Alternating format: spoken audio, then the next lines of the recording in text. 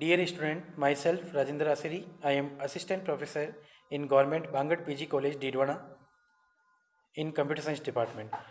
In the previous lectures, we have covered various concepts on database and management system. We have done various levels of abstraction in DBMS, what is the meaning of schema, how to create the schema, basics of SQL, some queries we have already done. Then we have started in the last 2 or 3 lectures about the relational algebra concept.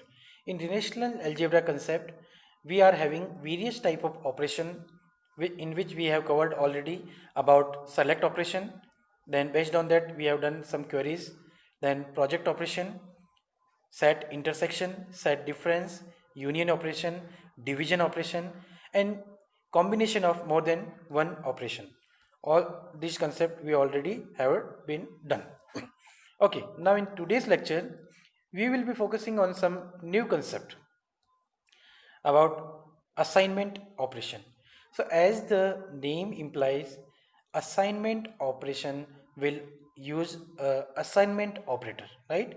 And the symbol is horizontal left arrow. The symbol is assignment operation notation is this left arrow, which provide a convenient way to explain the complex query. In case of complex queries, we can use this assignment operator, right? Now, just example is given here. Write a query as a sequential program consists of a series of assignment which are followed by an expression whose value is displayed as a result of the query. So assignment must always be made to a temporary relation variable. Okay, just example is given. Suppose write r divided by s as, we can write down this. In temp1 we can assign what? Projection of r minus s from where? From the relation R. So from relation R, what we will do? First relation R is there. So on that we will apply a project operation and the attribute name will be R minus S. That will go in which variable? Temp1 variable. So in order to put these temporary result in a particular variable or particular relation, we can use assignment operation. Similarly, second operation is again complex operation. So in this we are doing temp1, whatever we got previous relation temp1 cross s, it means we are doing Cartesian product of the previous temp1 and s, and I am subtracting, or we are subtracting or set difference what? Pi of r minus s comma s. So two columns are there. First column or first attribute is r minus s and second attribute is pure s. So from which relation? R relation. So we are subtracting temp1 cross s, Cartesian product, and what we are subtracting? R minus s comma s pi operation on r, and the result is going into temp2 variable with help of assignment operation, and then the final result is temp1 minus temp2. So in order to perform the intermediate operation in a database query, we can use assignment operation, and this will simplify the query, right? Because the query are very complex, expressions are very complex, so in order to simplify we can use assignment operation, right? Okay, the result of the right of the this operator is assigned to the relation variable on the left of this left arrow, right? And it may use variable in subsequent operation or subsequent expressions, right? Okay, now some banking example quoted here. First query says find the names of all customers who have a loan and an account at the bank. So if you see, it is asking about the customer name. It means in the output relation we want only customer name. It means, and how to extract a particular column or particular attribute with help of project operation pi. Okay, is there any condition? No condition is there, just it is written that either they are having the loan or account, or sorry, not either, they are having loan and an account. And means we have to apply intersection here. Okay, and operator, And AND operator in SQL query is intersection operator. Intersection says that it will be, the particular tuple will be picked in the output or put into the output if and only if they are present in both the relation, right? So the customer name entry should be in borrower relation as well as in the depositor relation. If the customer name is present in both the borrower and depositor, then only we will put those customer in the final output, because the query demanded that just required those customer who are having loan as well as an account at the bank. So the final query will be pi operation for what? Phi for the projection of a particular attribute. The particular attribute required is customer name. From which relation? From borrower relation. So first part is clear to all of you. Then second, intersection. From this borrower relation we will get all the customer who are having the loan. And next query is pi of customer name. From which relation? Depositor. From this particular query we will get all the customer who are having the account. And in the query we want and means loan as well as account. So we have to combine this in set intersection. So how to set intersection? With help of a intersection operator. Clear to all of you? Next query. Find the names of all the customer who have a loan at the bank and the loan amount. If you see, if you notice in the previous example, we want customer name who are having loan as well as account. But here in this example, we want all the customers name who are having loan at the bank and loan amount. So here we are not dealing with the account, only the loan information we are having. So customer name is required. So in the project operation, we will write down the customer name and loan information. So for loan amount, we require the amount. Okay. So how to write down this query? Pi for the projection. What we want? Customer name, loan number and amount. Why we have written this? Because in customer table customer name is there, and in loan table loan number and amount is there. But here we want customer name. What we want here? Customer name. So here we need to pick borrower relation as well as loan relation, because from borrower we can get the customer name and loan information, loan number. But from where we will get the amount? For amount we need to go to loan table. So here in this case, for the customer entry and the loan amount entry, we require two relation. First relation is borrower. Borrower will be used for the customer name who are having the loan, and loan will be used for the those entry corresponding to amount. And what is the common in between these two? The common part is loan number. And here if you notice, the operation is natural join. Natural join will just remove the duplicacy, redundancy. Okay, and based on what it will remove the duplicacy? The common attribute. The common attribute is loan number. Loan number is present in borrower relation as well as in the loan relation. All of you got? So the final query says pi of customer name, because it is required, amount it is required.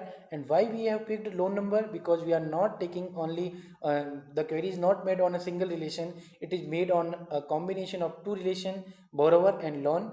And we are, in order to get the required tuples or required answer, required relation, we need to just made natural join of borrower as well as loan relation. Okay. Next, some more examples are there.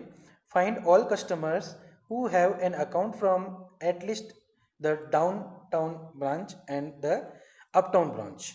So two examples are given here. In this case, we require depositor relation as well as account relation. Okay. So now see, we require at least downtown and is given. It means downtown condition, intersection and town condition. First downtown condition. So here we require what? Customer name. So pi of customer name. Condition is branch on branch name. So sigma operation come into picture. Sigma branch name should be equal to downtown. And if you notice, branch is related to account, customer name is related to depositor. It means we require depositor as well as account natural join. So depositor and account natural join will be done first step. After that, apply the select operation, and then it will just extract only the customer name entry. First part is clear to all of you. Next is intersection, because here we require end is written, and we require all the entries corresponding to uptown branch also.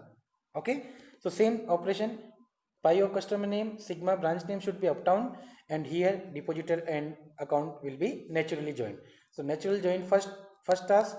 Second task is select operation on uptown branch, and third is extraction of the customer name with help of pi operation. And at the end we need to combine both these query with the help of set intersection. All of you got? So this is the first method. Second method, same query can be done like pi of customer name, we require branch name also, and it will be done on depositor and account natural join. And here we are doing what? We are doing division operation. Okay, and here we are just row of temp branch name. We are just renaming we can say we are renaming our relation, and from that we are picking what branch name. What branch name? A set is downtown and uptown. So downtown and uptown, these two relation will be picked first. This is the first step, and this will be divided with the whole query. In whole query we are getting all the possibility from depositor and account natural join, and branch name will be cancelled out, and finally only customer name will remains. So all the customer who are having the branch downtown and uptown, there that will be the common part, so it will be divided, and in the final answer it will return those customer names who are having an account in the downtown branch or uptown branch. So in this manner, this is the division operation example, and this is the set intersection.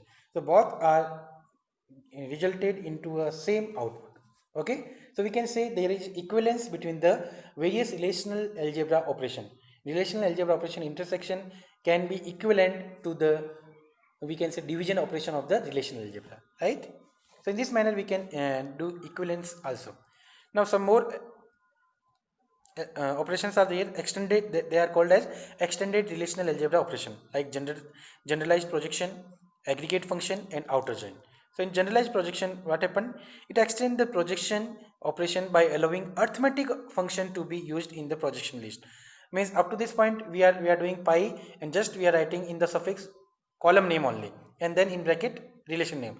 Now at place of column name or attribute name we can write down expression also. So for that we need to write down generalized expression.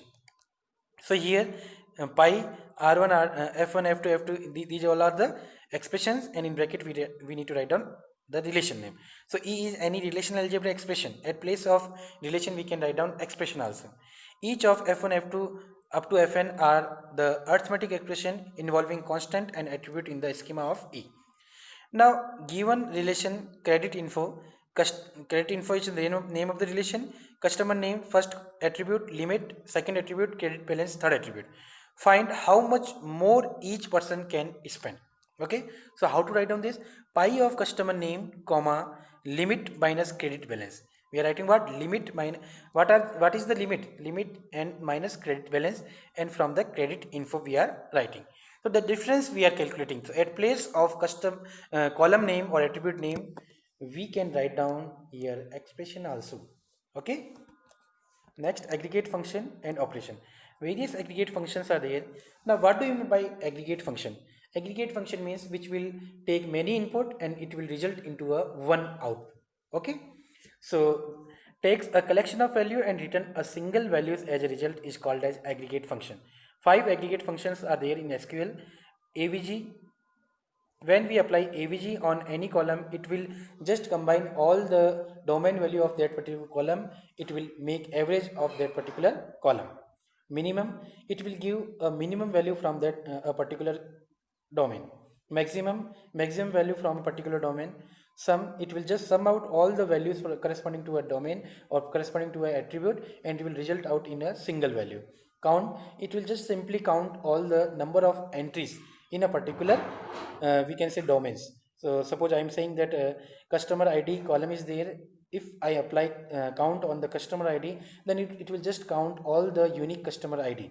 Okay, so it will just return the number of values in a particular tuple or in a tuple, particular aggregate function. Now in aggregate operation in relational algebra we can write down like this: g1 g2, these are the function. The function g is the aggregate function name, and f1 of a1 means we are applying function, first function on what? Attribute 1, second function on attribute 2, and so on. And in the bracket we need to write down expression or relational algebra expression. So is any relational algebra expression g1 g2 up to gn is a list of attribute on which we are applying the group. Okay, it can be empty. Group by order means in which order we want to arrange our attribute values or column values. Each f of I is an aggregate function. Ai is an particular attribute. So aggregate function, some example is listed here.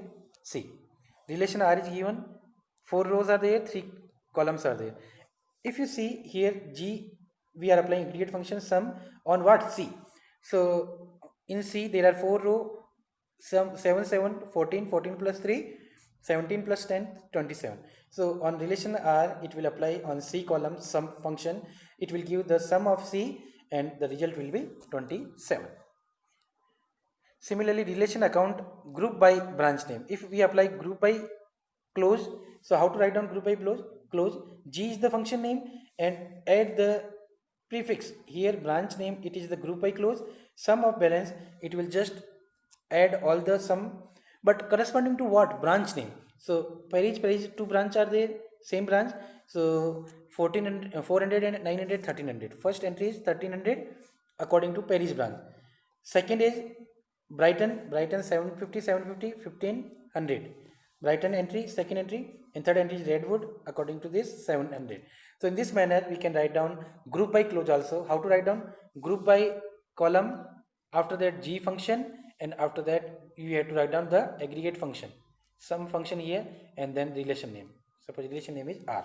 In this manner we can do. So in the upcoming lecture, we will be focusing on more advanced topic in the database and management system. Till then, thank you so much.